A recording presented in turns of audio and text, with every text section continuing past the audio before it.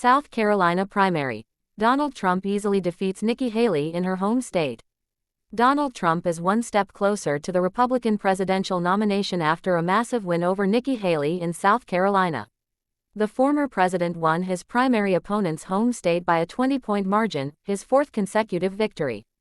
As he celebrated, Mr. Trump made no mention of Ms. Haley, who vowed to stay in the race. Instead, he set his sights on the general election in November.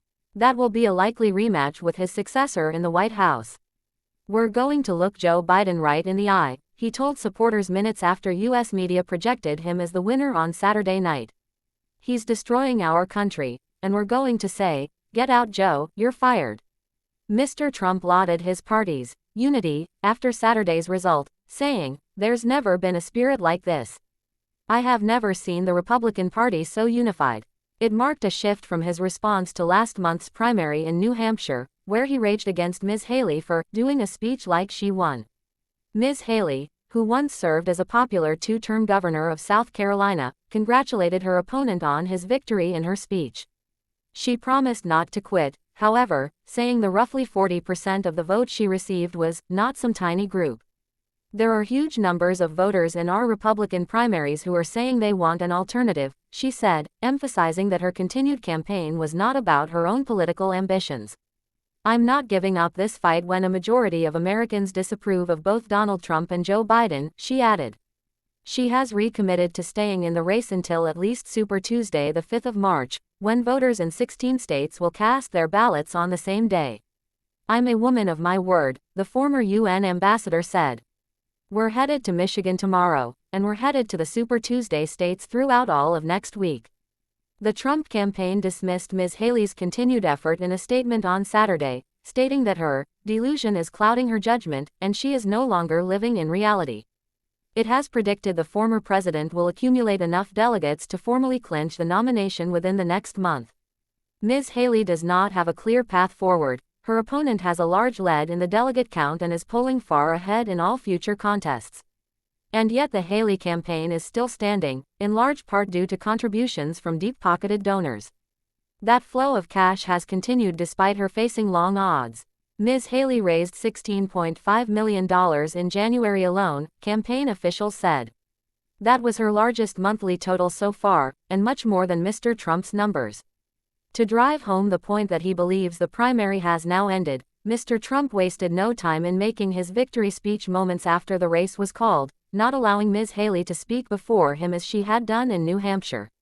Flanked at his podium on the Columbia State Fairgrounds by nearly 24 allies, including most of the state's political leaders, he told a raucous crowd, "This was a little sooner than we anticipated." Mr. Trump certainly has much to boast about with this win.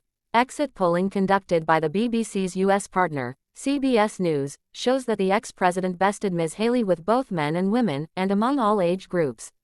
He also drew strong support from white evangelicals and voters who identify as very conservative. Thanking them for their support, Mr. Trump, 77, reminded his audience, "We have a lot of work ahead of us." Who's in running for Trump's VP pick? Defeat looms over Haley, so why stay in the race? Andre Chong, 21, told the BBC that Mr. Trump is still the only candidate willing to fight the establishment, particularly the unelected political regime of bureaucrats and technocrats that govern Washington, D.C.